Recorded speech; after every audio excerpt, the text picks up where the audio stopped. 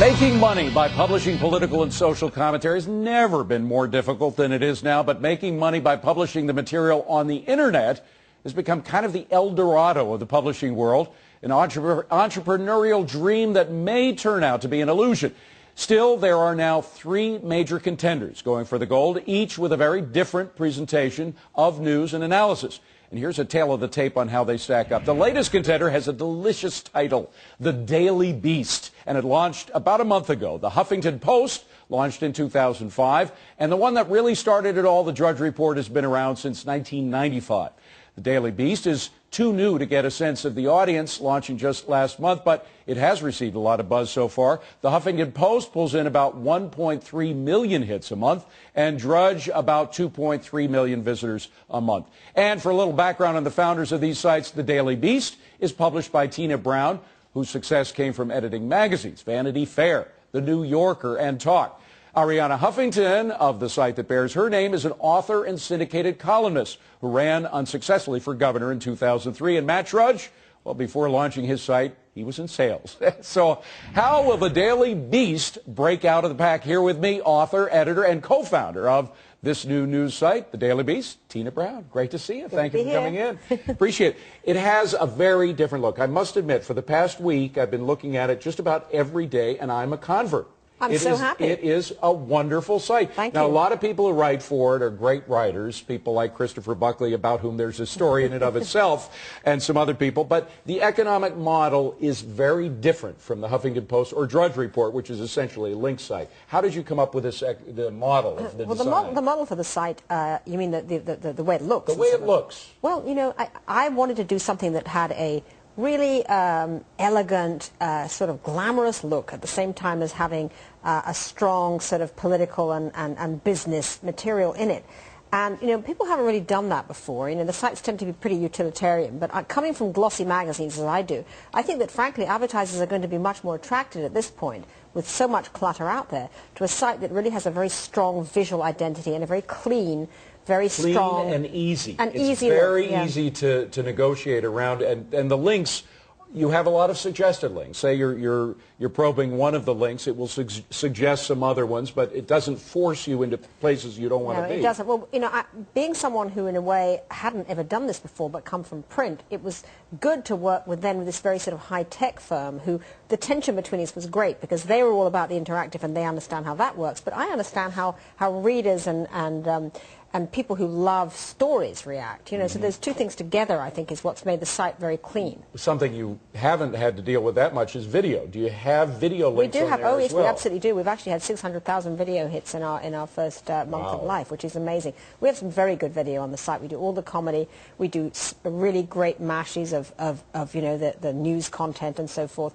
We're really competing in that area, and we're going to get stronger in that area too. How about the way you have a staple of writers themselves? Are they ones that write exclusively for you, or can they freelance to other sites, well, some of your competitors It's very included? interesting. I mean, the idea for the site is that we have 10 stories a day which we aggregate from all over the web, the best pieces that we found from, you know, all over newspapers, web, magazines, also London. You know, we pick up very good stuff from the London Times and Telegraph, but we just choose 10 things and we say, here are these great things, don't miss these things. The juiciest bits of information, most provocative, most interesting. It is not eat your peas news. It's like these stories made us talk. Here they are, boom. Not Brussels sprouts we're talking about. Not Brussels sprouts info. It's total steak.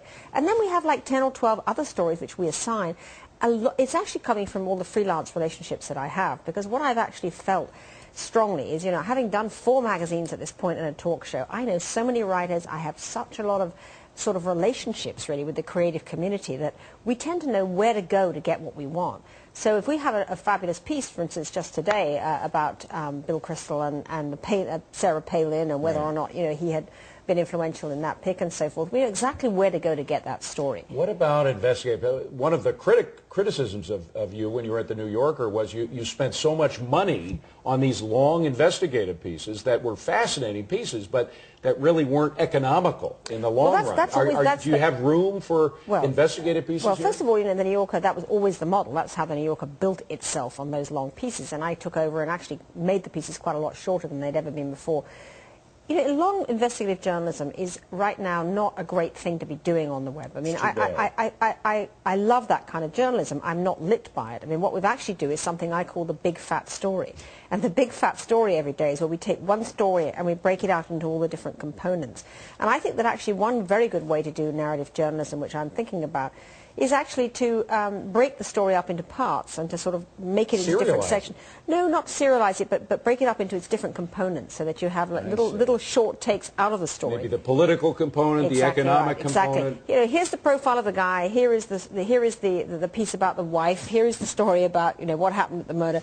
So since everybody has a personal interest in a story, and it may not be the same for everybody, you can go to where you want. And then you can also click on it and get the long version. So we've actually done that a couple of times, and I think it's an interesting way to look at long stories, because we have to figure out a way to lick that issue, because some stories need depth. I mean, when you see when you have something like this economic meltdown, there are things that you want to know in depth. However, what I also find you can do is really sharp, smart, against the grain reactions and takes about the news and about business, which is also something that the web can do really, really well. Now, a business model. I know that Barry Diller is interested in your work. Yeah, well, he's our partner in this venture. He's the partner. He is. I had an interview with him earlier in the year, and he said that he thinks that the economic potential of the Internet is still just totally untapped. And eventually, once advertisers realize how important it could be to their sales, they will come a-running. Well, I'm lucky in that regard. What is your business model, and is it the same as Barry's? Well, Barry is backing this venture. So it was actually Barry's idea, the whole venture, and he said to me, it actually began 2 years ago when he said to me, people are overwhelmed with material. What they want is a sensibility that will take them through the web and tell them what to read. He said, I know, it's just too much. I want to be told by someone I trust. That's why he asked me to do it. He has actually said to me, don't even go and try to get advertising until the site begins properly and gets itself launched. Will he deal with that, or will you? No, we will, but we're going to start to look for advertising now. We've already got a lot of overtures about it.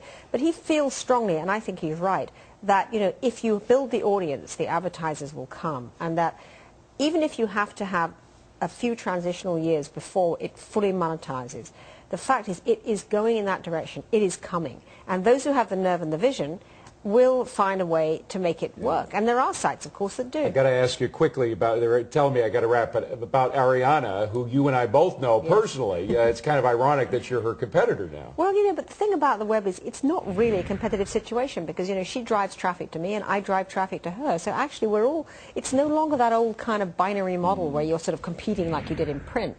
In fact, it is a really interlinked world, a bit like the global economy. We all kind of need each other, and it's actually a much more collegial world in that regard. So it's a supply side model. There's enough to go around. Right. The audiences are certainly there. Tina Brown, great to see you. The best of luck. It is a terrific site. The Daily Beast. How could you forget a name like, it's an unforgettable name.